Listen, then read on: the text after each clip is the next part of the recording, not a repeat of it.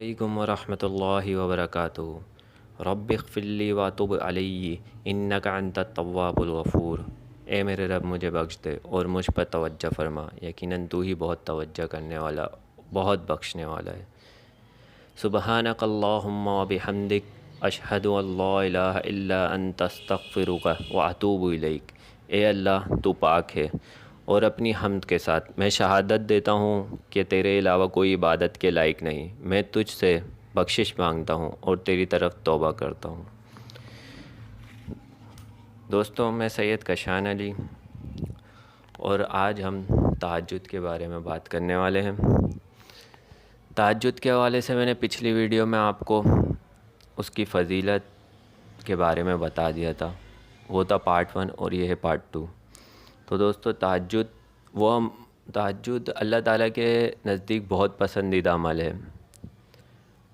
تہجد کے حوالے سے بخاری اور سنن ابی داؤد میں روایت ہے کہ نبی صلی اللہ علیہ وسلم نے فرمایا کہ اللہ تعالیٰ پہلے آسمان میں آتا ہے تیسرے پہر پہ، رات کے تیسرے پہر میں پہلے آسمان پہ آتے ہیں اللہ تعالیٰ اور فرماتے ہیں، ہے کوئی مجھ سے بخشش مانگنے والا، ہے کوئی مجھ سے دعا کرنے والا، میں اسے بخش دوں گا، اس کے گناہ معاف کر دوں گا۔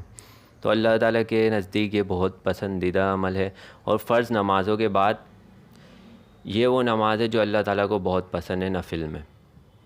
تو دوستو، آج میں اس کے بارے میں آپ کو بتاؤں گا، اور میں نے پچھلی ویڈیو میں فضیلت کے بارے میں بتا دیا تھا۔ جیسا کہ میں نے پچھلی ویڈیو میں آپ لوگوں کو بتایا تھا کہ میں آپ لوگوں کو یہ بتاؤں گا کہ ہمارے پیارے نبی صلی اللہ علیہ وآلہ وسلم کس طرح تہجد ادا کرتے تھے، اور کتنی رکعت ادا کرتے تھے، اور قرأت کیسے کرتے تھے، یہ سب میں آپ کو بتاؤں گا، اور میں آج اس ویڈیو میں بتاؤں گا۔ آپ لوگوں کا میں زیادہ ٹائم نہیں لوں گا، اور ویڈیو شروع کرتے ہیں۔ ہم آتے ہیں اپنے پہلے ٹاپک کی طرف۔ عبادت کے لیے رات کا کون سا حصہ افضل ہے؟ سنن ابی داؤد 1301 حدیث نمبر۔ عبادت کے لیے رات کا کون سا حصہ افضل ہے؟ کنبی مالک ابن شہاب، ابو سلمہ بن عبد الرحمن، ابو عبداللہ الغر، حضرت ابو ہریرہ رضی اللہ تعالی عنہ سے روایت ہے کہ حضرت رسول کریم صلی اللہ علیہ وآلہ وسلم نے ارشاد فرمایا کہ جب رات کی آخری تہائی رہ جاتی ہے تو ہمارا پروردگار عرش سے آسمان دنیا پر نازل ہوتا ہے اور فرماتا ہے کہ مجھ سے کون شخص دعا مانگتا ہے کہ میں اس کی دعا قبول کروں، مجھ سے کون شخص مراد مانگتا ہے کہ میں اس کی مراد پوری کروں، کون شخص مجھ سے گناہوں کی معافی چاہتا ہے کہ میں اس کی بخشش کروں۔ سبحان اللہ۔ تو آسمان دنیا کا مطلب ہے پہلے آسمان پہ اللہ تعالیٰ آ کے یہ فرماتے ہیں۔ تو یہ ہو گیا عبادت کے لیے رات کا کون سا حصہ افضل ہے۔ یہ میں نے آپ کو بتا دیا ہے کہ آخر تہائی رہ جاتی ہے، مطلب تیسرا حصہ وہ افضل ہے۔ اس وقت اللہ تعالیٰ آسمان دنیا پر آ کر فرماتے ہیں کہ کون شخص مجھ سے مراد مانگنے والا، کون شخص سے بخشش مانگنے والا، میں سب کو معاف بھی کر دوں گا اور بخشش بھی کر دوں گا۔ چلتے ہیں اپنے دوسرے ٹاپک کی طرف۔ تہجد کے لیے نبی صلی اللہ علیہ وآلہ وسلم کس وقت اٹھتے تھے؟ تو دوستو، سنن ابو داؤد 1303 حدیث نمبر۔ ابراہیم بن موسیٰ ابو الہوس، دوسری سند حناد ابو الہوس، اور یہ حدیث ابراہیم اشعث حضرت مسروق سے روایت ہے کہ میں نے حضرت عائشہ صدیقہ رضی اللہ تعالی عنہ سے دریافت کیا کہ آپ صلی اللہ علیہ وآلہ وسلم رات کو کس وقت نماز پڑھتے تھے۔ انہوں نے فرمایا کہ جب آپ صلی اللہ علیہ وآلہ وسلم مرغ کی آواز سنتے تو کھڑے ہو کر نماز پڑھنا شروع کر دیتے تھے۔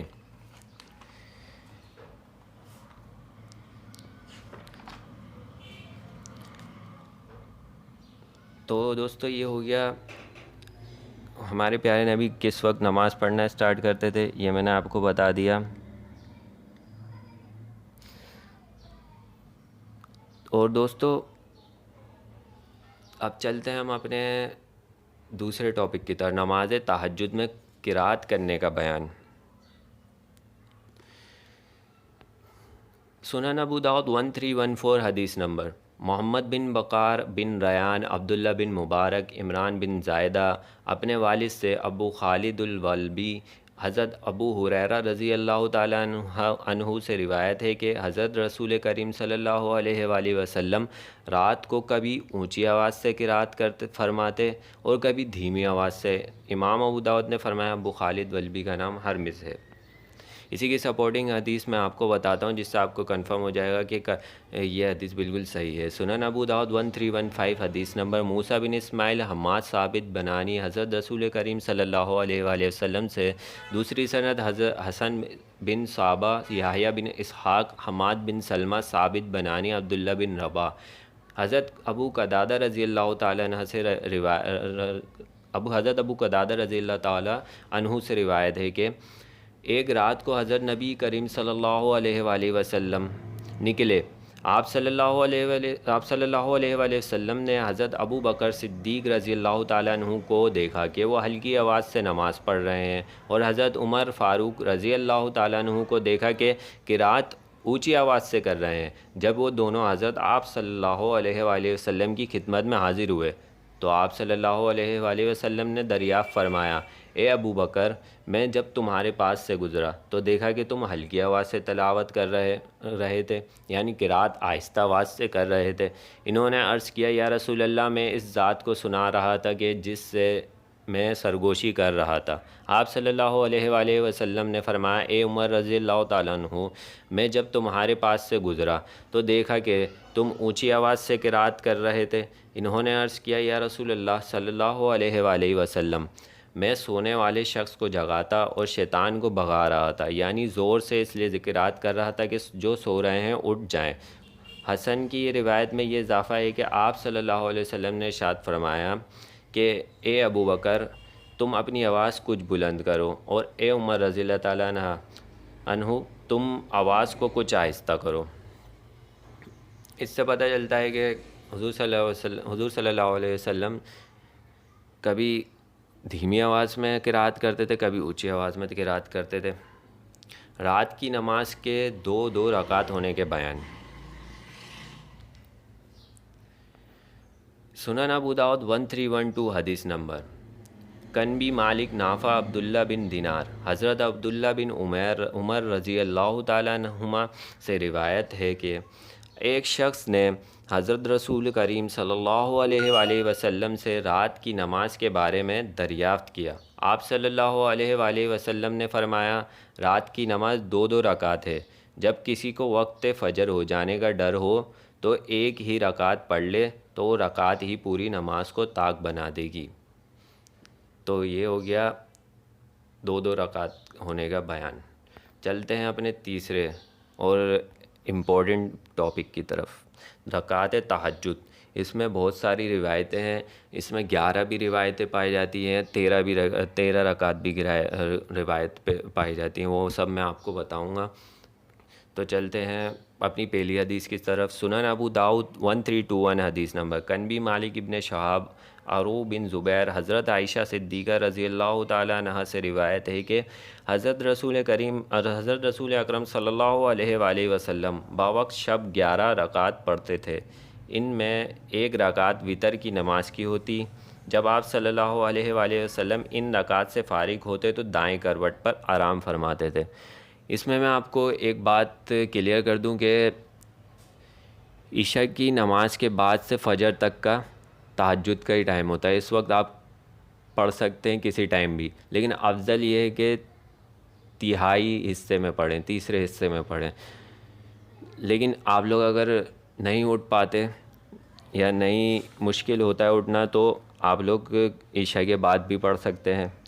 اسی حوالے سے میں آپ کو سنن دارمی 1594 مشکات کی 1286 حدیث نمبر آپ کو بتا دیتا ہوں۔ آپ صلی اللہ علیہ وآلہ وسلم نے ارشاد فرمایا، بے شک یہ رات کی بیداری ایک مشکل کام ہے کہ رات کو اٹھ کر نماز نوافل پڑھنا۔ جب تم وتر پڑھ چکے ہو تو اس کے بعد 2 رکعت ادا کر لیا کرو۔ اگر تم رات میں اٹھ کر نوافل نہ پڑھ سکے تو یہ 2 رکعت ان نوافل کی طرف سے کفایت کر جائیں گی۔ سبحان اللہ، یہ ہم لوگوں کو ایک گنجائش ملی ہوئی ہے ہم جیسے لوگوں کو جو کہ اٹھنے میں جن کو مسئلہ ہوتا ہے رات میں اور نماز پڑھنے میں، تو حضور صلی اللہ علیہ وسلم نے یہ رعایت بھی ہمیں بتا دی ہے۔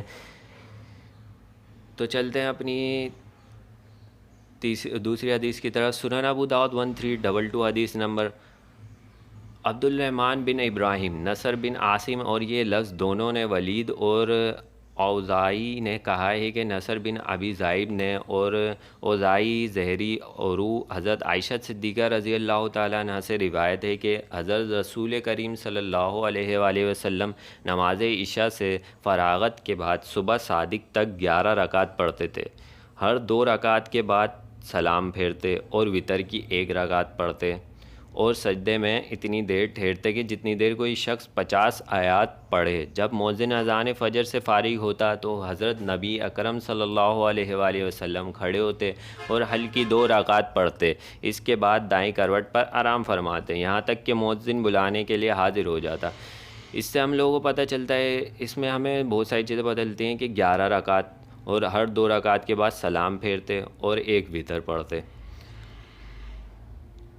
اور سجدے اتنے لمبے ہوتے کہ 50 آیات کوئی پڑھ لے۔ اس سے ہمیں 3 چیزیں پوائنٹ کر لیں کہ 11 رکعت اور ہر 2 رکعت کے بعد سلام پھیرتے، یہ ہو گیا۔ اور اب چلتے ہیں اپنی 13 رکعت کی بارے میں آپ کو بتاتا ہوں۔ 13 رکعت سنن ابو داؤد 1324، موسیٰ بن اسماعیل وہیب ہشام بن عروہ حضرت عائشہ رضی اللہ تعالیٰ عنہ سے روایت ہے کہ حضرت نبی کریم صلی اللہ علیہ وآلہ وسلم رات میں 13 رکعت پڑھتے تھے، ان میں سے 5 رکعت وتر کی ہوئیں۔ آپ صلی اللہ علیہ وآلہ وسلم ان رکعت کے درمیان نہ بیٹھتے بلکہ آخر میں بیٹھتے، اس کے بعد آپ صلی اللہ علیہ وآلہ وسلم سلام پھیرتے۔ ابو داؤد کہتے ہیں کہ ابن نمیر نے ہشام سے اسی طرح روایت نقل کی ہے۔ پہلی والی میں نے آپ لوگوں کو بتایا کہ 11 رکعت، 1 وتر اور ہر 2 رکعت کے بعد سلام پھیرتے تھے، اور دوسری روایت میں ہے کہ 13 رکعت اور 5 وتر ہوتی تھیں اس میں سے، اور کسی بھی رکعت میں نہیں بیٹھتے تھے بلکہ آخری والی رکعت میں بیٹھتے تھے اور سلام پھیرتے تھے۔ یہ 2 روایتیں ثابت ہو گئیں کہ 13 بھی پڑھ سکتے ہیں اور 11 بھی پڑھ سکتے ہیں۔ 11 پہ متفق ہے، اور میں آپ لوگوں کو، جس کو مسلم اور بخاری سے دیکھنا ہے، متفق علیہ حدیث ہے بخاری کی 11 رکعت کے حوالے سے 1147، مسلم کی 1723 حدیث نمبر ہے، اور 13 رکعت کے حوالے سے بخاری میں 1170 حدیث نمبر ہے، مسلم کی 1720 حدیث نمبر۔ جس کو دیکھنی ہو مسلم اور بخاری میں وہ دیکھ لے، لیکن 11 پہ متفق ہیں سب، تو 11 بھی پڑھ سکتے ہیں لیکن 13 بھی پڑھ سکتے ہیں، جیسا آپ کا دل کرے۔ چلتے ہیں سنن ابو داؤد 1326 حدیث نمبر۔ 13 کے حوالے سے میں آپ کو اور حدیث، 13 رکعت کے حوالے سے اور حدیث میں آپ کو بتا دیتا ہوں۔ موسیٰ بن اسماعیل، مسلم بن ابراہیم، ابان یحییٰ، ابو سلمہ، حضرت عائشہ رضی اللہ تعالیٰ عنہ سے روایت ہے کہ حضرت رسول کریم صلی اللہ علیہ وآلہ وسلم رات میں 13 رکعت پڑھتے تھے۔ اولاً 8 رکعت پڑھتے اور 1 رکعت وتر پڑھتے، اور وتر کے بعد بیٹھ کر 2 رکعت پڑھتے۔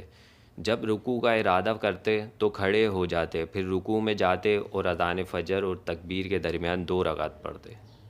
تو بھائیو، 13 رکعت کی ایک اور روایت ہو گئی۔ 8، اس سے پتہ چلتا ہے کہ تہجد کی 8 رکعت ہوتی ہیں۔ اب آپ چاہیں 2 کر کے، ویسے بھی تہجد کی 8 ہی رکعت ہوتی ہیں، اور اس کے ساتھ اگر وتر ملانا چاہیں تو 1 وتر ملا لیں تو وہ طاق بن جاتی ہے۔ تو دوستو، 8 رکعت تہجد کیسے پڑھیں گے؟ آپ 2 رکعت کرنے کے بعد سلام بھی پھیر سکتے ہیں، اور آخری رکعت میں بھی سلام پھیر سکتے ہیں،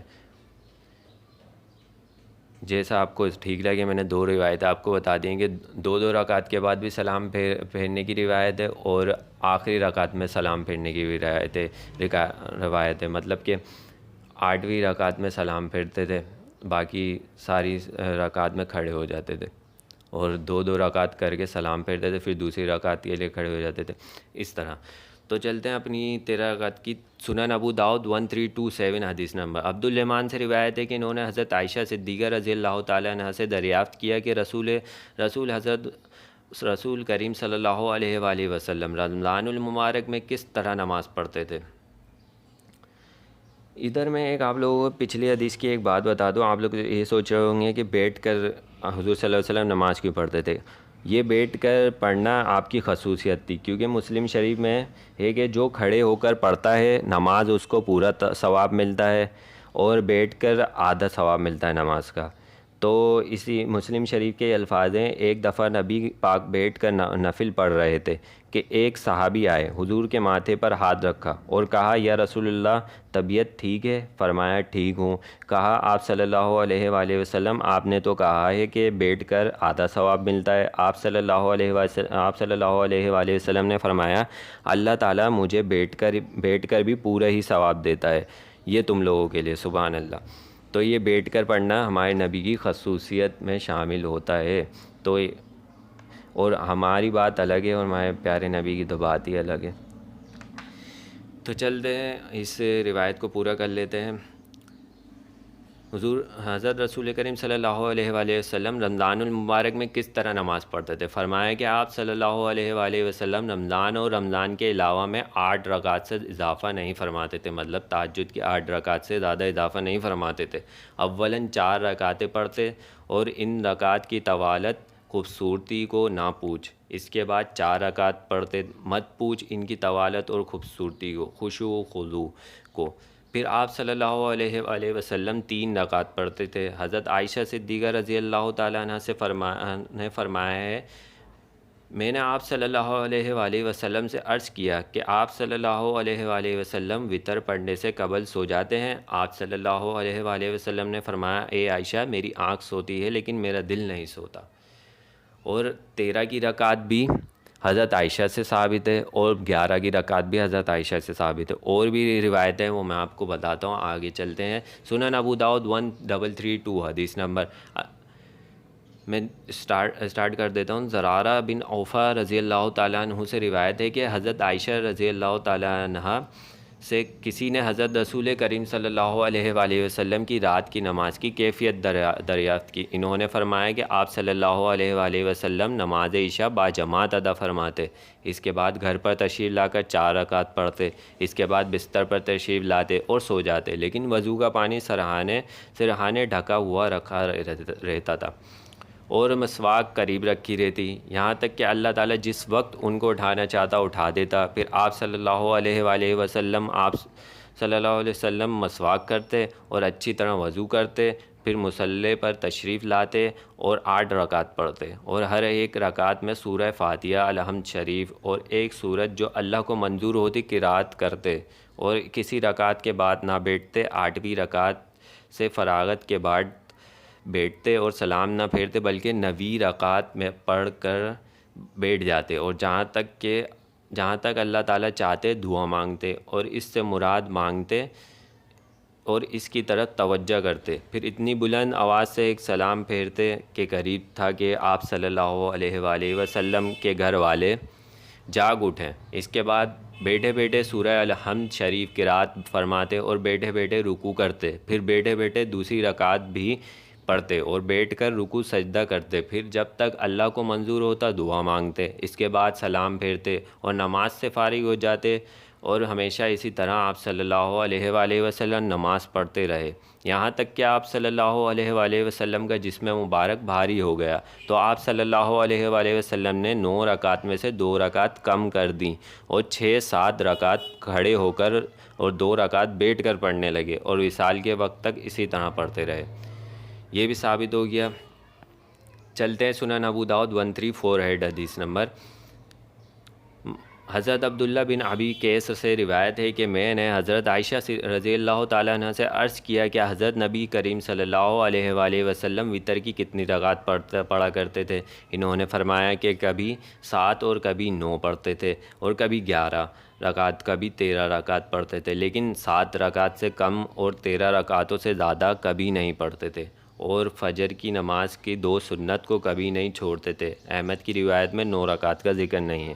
اس سے ثابت ہو جاتا ہے کہ وتر کے حوالے سے تہجد کی تو 8 رکعتیں ہو گئیں. وتر اگر آپ جس کو پڑھنا ہے میں ان کے لیے بتا رہا ہوں، وتر بھی 7 پڑھنا ہے تو اس سے ثابت ہو جاتا ہے کہ کبھی 7 رکعت اور کبھی 9 پڑھتے اور کبھی 11 رکعت پڑھتے، کبھی 13 رکعت پڑھتے. اور ترمذی 2485 حدیث نمبر مجھے یاد آ رہی ہے، میں آپ کو بتا دیتا ہوں۔ ایک دفعہ حضرت ابو ہریرہ رضی اللہ تعالیٰ عنہ سے انہوں نے اللہ کے رسول سے پوچھا کہ میں جنت میں آسانی سے کیسے داخل ہو سکتا ہوں؟ آپ نے فرمایا ہر مسلمان کو سلام کرو، چاہے وہ غریب ہو یا جیسا بھی ہو، آپ کو سلام کرنا ہے۔ غریب کو کھانا کھلاؤ، رشتوں کو جوڑے رکھو، رات کو اٹھ کر نماز پڑھو جب کہ لوگ سوتے رہتے ہیں، تم آسانی سے آرام سے جنت میں چلے جاؤ گے۔ سبحان اللہ۔ یہ 4 چیزیں کر لیں، آپ کو آسانی ہو جائے گی۔ مسلم 745 حدیث نمبر ہے، رات کے کسی بھی حصے میں چاہو نبی کریم صلی اللہ علیہ وآلہ وسلم کو نماز پڑھتے ہوئے دیکھ سکتے ہو، اور جس حصے میں چاہو سوتے ہوئے دیکھ سکتے ہو۔ اس سے اندازہ لگا لیں کہ عشاء کے بعد سے فجر تک کا ہمارے پاس تہجد کا ٹائم ہوتا ہے۔ ہمارے نبی کبھی کسی ٹائم نماز پڑھتے تھے، کبھی کسی ٹائم، اور صحابہ نے کبھی کسی وقت آپ کو نماز پڑھتے ہوئے دیکھا ہے، کبھی کسی وقت نماز پڑھتے ہوئے دیکھا ہے آپ کو۔ اور یہ مسلم میں 745 حدیث نمبر بھی ہے، رات کے کسی بھی حصے میں چاہو نبی کریم صلی اللہ علیہ وآلہ وسلم کو نماز پڑھتے ہوئے دیکھ سکتے ہو، اور جس حصے میں چاہو سوتے ہوئے دیکھ سکتے ہو۔ یہ ہم امت کے لیے آسانی ہمارے پیارے نبی نے کر دی۔ تو جس کو پڑھنی ہو وہ عشاء کے بعد بھی پڑھ سکتا ہے، اور میں نے آپ کو یہ بھی بتا دیا عشاء کے بعد 2 نوافل پڑھ لے تو وہ ان نوافل کی کفایت کر سکتا ہے۔ میں نے یہ بھی آپ کو بتا دیا ہے۔ چلتے ہیں اب بخاری شریف کی 107 حدیث نمبر ہے، حضرت مسروق سے مروی ہے، کیا فرماتے ہیں میں نے حضرت عائشہ رضی اللہ تعالیٰ عنہ سے نبی کریم صلی اللہ علیہ وآلہ وسلم کی رات کی نماز کے بارے میں پوچھا تو انہوں نے فرمایا صبح کی 2 سنتوں کے علاوہ 7، 9 اور 11 رکعت ہوتی تھی۔ اس سے بخاری سے بھی ثابت ہو گیا، اور ابو داؤد سے بھی میں نے بتا دیا آپ کو کہ 2 سنتوں کے علاوہ، صبح کی 2 سنتوں کے علاوہ 7، 9 اور 11 یہ بھی پڑھ سکتے ہیں آپ۔ ضروری نہیں کہ آپ لوگ اس پہ بحث کریں، آپ کے سامنے میں نے حدیث بھی رکھ دی، بخاری کی بھی اور ابو داؤد کی بھی۔ تو دوستو یہ سب میں نے آپ کو بتا دیا ہے، امید کرتا ہوں آپ لوگوں کو ویڈیو پسند آئی ہوگی اور اس پر عمل کریں۔ 8 رکعت تہجد پڑھ لیں، اور وتر پڑھنی ہو تو آپ 7 بھی پڑھ سکتے ہیں، 9 بھی پڑھ سکتے ہیں، 11 بھی پڑھ سکتے ہیں اور 13 بھی پڑھ سکتے ہیں۔ 11 پہ متفق ہیں سب، تو آپ 11 پڑھنا چاہیں تو 11 پڑھ لیں، 13 پڑھنا چاہیں تو 13 پڑھ لیں، اس پہ کوئی بحث کی بات نہیں ہے۔ میں نے آپ کو بتا دیا ہے، آپ کو آپ کو میں نے قرات کے بارے میں بھی بتا دیا ہے کہ ہمارے پیارے نبی صلی اللہ علیہ وآلہ وسلم کس طرح قرات کرتے تھے، اور کتنی آواز میں کرتے تھے، اور کس وقت اٹھتے تھے، اور کتنی رکعت پڑھتے تھے، یہ میں نے آپ کو سب بتا دیا ہے، اور سب روایت حضرت عائشہ صدیقہ رضی اللہ تعالیٰ عنہ سے، جو تمام امت کی ماں ہے۔ تو دوستو امید کرتا ہوں آپ لوگوں کو ویڈیو پسند آئی ہوگی۔ دوستو لائک کریں، شیئر کریں، دوسروں کو بتائیں تاکہ آپ لوگوں کو بھی ثواب کا موقع مل سکے اور ہمیں بھی ثواب حاصل مل سکے۔ میرے چینل بیوٹیفل اسلام کو سبسکرائب کریں اور بیل آئیکن کا بٹن دبا دیں تاکہ نئی آنے والی ویڈیو سے آپ کو پتہ چل جائے۔ تو دوستو اجازت چاہتا ہوں۔ سبحانک اللہم و بحمدک اشہد ان لا الہ الا انت استغفرک و اتوب الیک۔ اے اللہ تو پاک ہے، اور اپنی حمد کے ساتھ میں شہادت دیتا ہوں کہ تیرے علاوہ کوئی عبادت کے لائق نہیں، میں تجھ سے بخشش مانگتا ہوں اور تیری طرف توبہ کرتا ہوں۔ اللہ تعالیٰ سے توبہ کرتے ہیں کہ کوئی غلطی یا کوئی غلط بات منہ سے نکل گئی ہو تو ہمیں معاف کر دیں، اور حق کی بات پہ لانے میں ہماری مدد فرمائیں۔ آمین۔ السلام علیکم ورحمۃ اللہ وبرکاتہ۔